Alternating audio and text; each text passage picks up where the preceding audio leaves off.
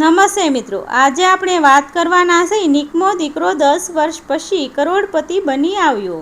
પાટણ શહેરની સવાર હંમેશા શાંત અને સામાન્ય હોય છે। સાંકડા રસ્તાઓ, જૂના મકાનો, ચાની દુકાનો પર બેઠા લોકો, દરેકના જીવનમાં પોતાની ચિંતા। એ શહેરમાં રહેતો હતો મનન, એક જ સામાન્ય પરિવારનો દીકરો। પિતા કડક સ્વભાવના, માં ખૂબ જ મમતા ભરેલી।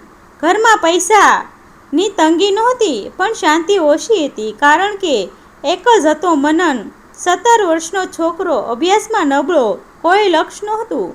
દિવસભર મોબાઈલ, મિત્રો સાથે ફરવું અને ઘરમાં ઝઘડા। પિતા હરેશભાઈ એક નાની દુકાન ચલાવતા, ખૂબ મહેનત કરતા। તેઓને આશા હતી કે દીકરો આગળ જઈને દુકાન સંભાળશે, તે કંઈક મોટું કરશે, પરંતુ મનનનો સ્વભાવ બિલકુલ અલગ હતો।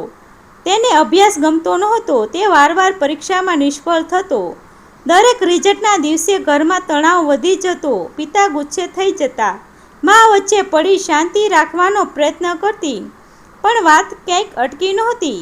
પાડોશીઓ પણ વાતો કરતા, હરેશભાઈનો દીકરો કશું કામનો નથી, આ શબ્દ પિતાના કાનમાં ગુંજી જતા। તેમનો ગુસ્સો વધતો।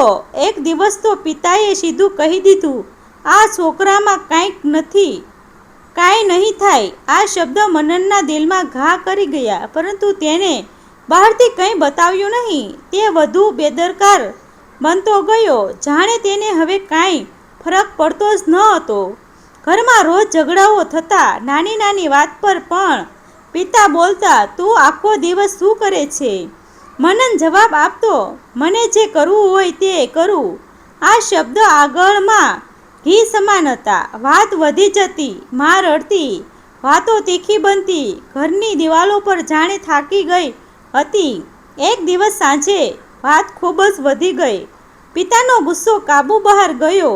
દુકાનમાં નુકસાન થયું હતું, ઉપરથી મનન ફરી પરીક્ષામાં નિષ્ફળ થયો હતો। પિતાએ ગુસ્સામાં આવીને જોરથી બોલ્યા, બસ હવે ઘણું થયું, તું આ ઘર છોડીને નીકળી જા।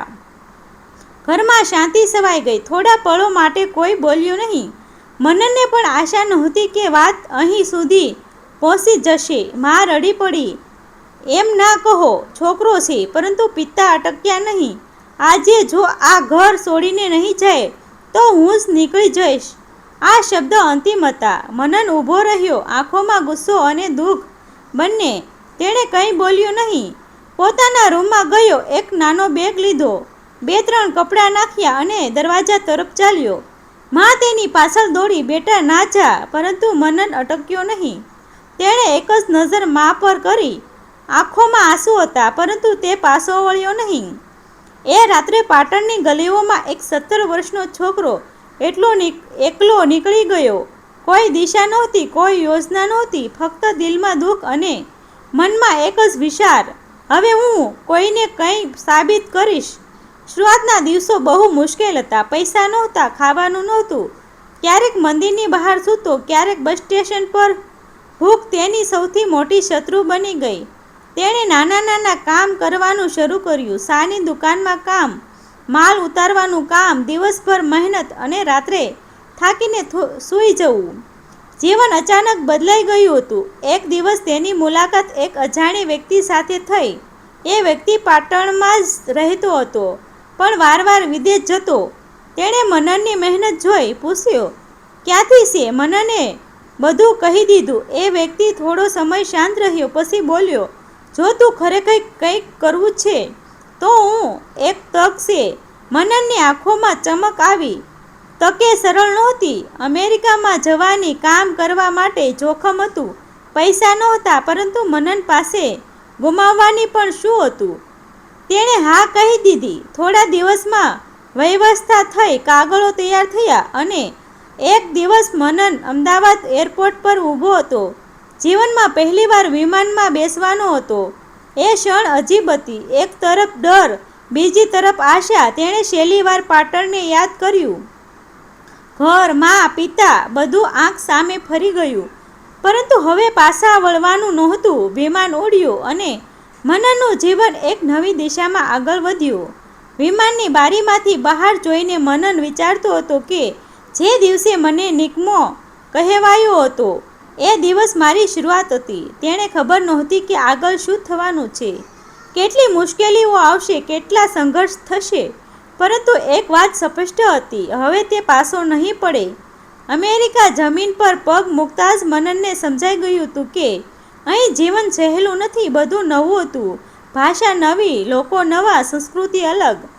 શરૂઆતના દિવસોમાં તે એક નાના રૂમમાં બીજા કામદારો સાથે રહેતો, સવારે વહેલા ઉઠતો અને દિવસભર મહેનત કરતો. શરૂઆતમાં તેને એક વેરહાઉસમાં કામ મળ્યું, ભારે બોક્સ ઉઠાવવાના, ગોઠવવાના. આખો દિવસ શરીર થાકી જતું, પગમાં દુખાવો, હાથમાં ચાલા, પરંતુ તે ક્યાંય ફરિયાદ કરતો નહીં.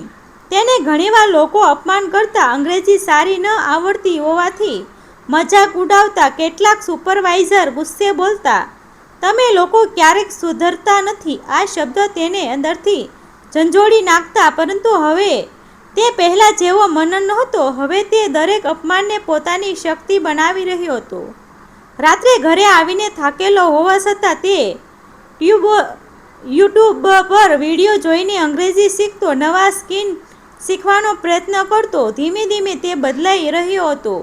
એક દિવસ તેની મુલાકાત રાજ નામના વ્યક્તિ સાથે થઈ. રાજ ઘણા વર્ષોથી અમેરિકામાં હતો. તેણે મનનની અંદર એક જ આગ જોઈ. એક દિવસ તેને પૂછ્યું, તું આખી જિંદગી આ કામ જ કરતો રહેશે? મનન થોડો શાંત રહ્યો, પછી બોલ્યો, મારે કંઈક મોટું કરવું છે, પણ રસ્તો ખબર નથી. રાજ સ્મિત કરીને બોલ્યો, રસ્તો મહેનત બતાવે છે. રાજે મનનને નવું શીખવાનું શરૂ કર્યું, ઓનલાઈન કામ, નાના બિઝનેસ, માર્કેટિંગ. શરૂઆતમાં મનનને કંઈક સમજાતું નહોતું. ઘણીવાર નિષ્ફળતા મળતી, પૈસા ગુમાવતો, પરંતુ હવે તે હાર માનતો નહોતો. રોજ થોડું થોડું શીખતો, દિવસમાં કામ, રાત્રે અભ્યાસ. આજ તેની રૂટીન બની ગઈ. એક વર્ષ પસાર થયું. મનન હવે થોડું સ્ટેબલ થઈ ગયો. તેની અંગ્રેજી સુધરી ગઈ અને તેને ઓનલાઈન નાની કમાણી થવા લાગી. પહેલીવાર જ્યારે તેને પોતે કમાયેલા ડોલર જોયા, ત્યારે તેને પોતાની આંખોમાં વિશ્વાસ નહોતો આવ્યો. એ છોકરો જેને પાટણમાં નિકમો કહેવાયો હતો, આજે પોતાની મહેનતથી કમાઈ રહ્યો હતો. સમય આગળ વધતો ગયો. મનન હવે વધુ જોખમ લેવા લાગ્યો. તેને પોતાનો નાનો બિઝનેસ શરૂ કર્યો. શરૂઆતમાં નુકસાન થયું. ઘણા લોકો હાર માની લે, ત્યારે મનન વધુ મજબૂત બન્યો. તેને પોતાની જૂની જિંદગી યાદ આવી. પિતાના શબ્દ યાદ આવ્યા, તું કશું નહીં કરી શકે. આ શબ્દ હવે તેને આગળ ધકેલતા હતા. 3 વર્ષ પછી તેની જિંદગીમાં મોટો બદલાવ આવ્યો. તેનો બિઝનેસ ચાલવા લાગ્યો, ઓર્ડર વધવા લાગ્યા, પૈસા આવવા લાગ્યા. તે ધીમે ધીમે આગળ વધતો ગયો.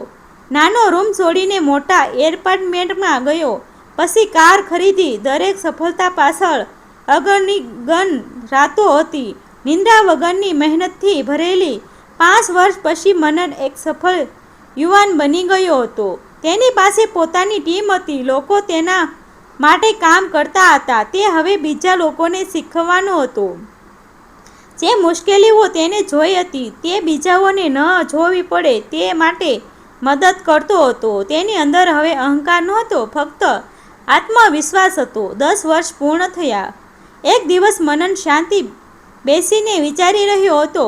તેની નજર બારી બહાર હતી અને મનનમાં એક જ વિચાર, હવે ઘરે જવાનો સમય આવી ગયો છે. તેણે તરત જ ટિકિટ બુક કરી. ઘણા વર્ષો પછી તે ફરી ભારત જવાનો હતો. પાટણ તેનું શહેર, તેનો ભૂતકાળ. જ્યારે તે એરપોર્ટ પર ઉતર્યો ત્યારે બધું બદલાયેલું લાગ્યું, પરંતુ કેટલીક યાદો એ જ હતી. રસ્તા, લોકો, વાતાવરણ. તેણે એક જ લક્ઝરી કાર ભાડે લીધી અને પોતાના જૂના ઘરની તરફ ગયો. દિલ જોરથી ધબકતું હતું. ઘરની બહાર પહોંચતા જ તે થોડી પળો માટે ઊભો રહ્યો. એ જ દરવાજો જ્યાંથી તે એક દિવસ બહાર નીકળ્યો હતો. આજે તે પાછો આવ્યો હતો, પરંતુ હવે તે પહેલાં જેવો નહોતો. તેણે ધીમે દરવાજો ખટખટાવ્યો. દરવાજો ખુલ્યો. સામે તેની મા ઊભી હતી. થોડા પળો માટે બંને એકબીજાને જોતા રહ્યા. પછી માના આંખોમાં આંસુ આવી ગયા. મનન. આ શબ્દ સાંભળતા જ મનનના દિલમાં લાગણીઓનો વાવાઝોડો આવી ગયો. તેને તરત જ માંથી ભેટી લીધો. બંને રડી પડ્યા. થોડી પળો પછી પિતા બહાર આવ્યા. તેઓ મનનને જોઈને શાંત થઈ ગયા. તેમના ચહેરા પર અચંબો, શરમ અને પસ્તાવો બધું એકસાથે દેખાતું હતું. મનન હવે શાંત હતો. તે કોઈ ગુસ્સામાં નહોતો, કોઈ ફરિયાદ નહોતી. પિતા ધીમે અવાજમાં બોલ્યા, મને માફ કરી દે બેટા. આ શબ્દ સાંભળીને ઘરમાં શાંતિ છવાઈ ગઈ. એ જ પિતા જેમણે એક દિવસ તેને ઘરેથી કાઢી મૂક્યો હતો, આજે માફી માગતા હતા. મનન થોડો સમય શાંત રહ્યો, પછી ધીમે બોલ્યો, એ દિવસે તમે મને બહાર કાઢ્યો ન હોત, તમે મને બનાવ્યો હતો. આ શબ્દ સાંભળીને પિતાની આંખોમાં આંસુ વહેવા લાગ્યા. મનને આગળ વધીને તેમણે ગળે લગાવી લીધા. વર્ષોનું અંતર એક પળમાં ખતમ થઈ ગયું. ઘરમાં ફરીથી ખુશી આવી ગઈ. મનને એ પોતાના પરિવારની સારી જિંદગી આપી, ઘર સુધાર્યું, પિતાને આરામ આપ્યો, મા માટે સુખ લાવ્યો. પરંતુ સૌથી મોટું બદલાવ તેની અંદર હતું. હવે તેણે જાણતો હતો કે નિષ્ફળતા અંત નથી, તે શરૂઆત છે. પાટણના લોકો હવે તેને અલગ નજરથી જોવા લાગ્યા. જે લોકો પહેલાં મજાક ઉડાવતા હતા, આજે તેની પ્રશંસા કરતા હતા.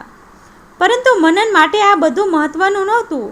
તેના માટે સૌથી મહત્વનું હતું કે તે પોતાની જાતને સાબિત કરી શક્યો. આ કહાની એક સચ્ચાઈ બતાવે છે, કોઈ પણ વ્યક્તિને ક્યારેય ઓછું ના આંકવું. પરિસ્થિતિ કોઈને પણ નબળું બનાવી શકે છે, પરંતુ સમય અને મહેનત તેને સૌથી મજબૂત બનાવી શકે છે. જે છોકરો એક દિવસ ઘરેથી કાઢી મૂક્યો હતો, એ છોકરો આજે કરોડપતિ બનીને પાછો આવ્યો. કદાચ દરેક મનનના જીવનમાં એક એવો દિવસ આવે છે જ્યારે દુનિયા તેને નિકમો કહે છે, પરંતુ એ દિવસે તેની સૌથી મોટી શરૂઆત બની જાય છે.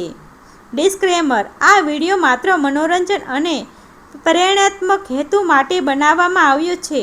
આમાં દર્શાવેલા ઘટનાઓ અને પાત્રો વાસ્તવિક ઘટનાઓથી પ્રેરિત હોઈ શકે છે, પરંતુ કેટલીક જગ્યાએ નાટ્યાત્મક ઉમેરવામાં આવી છે. કોઈ પણ વ્યક્તિ અથવા પરિસ્થિતિ સામે સમાનતા માત્ર સહયોગ માનશો. આભાર મિત્રો. ગમે તો શેર કરી દેજો.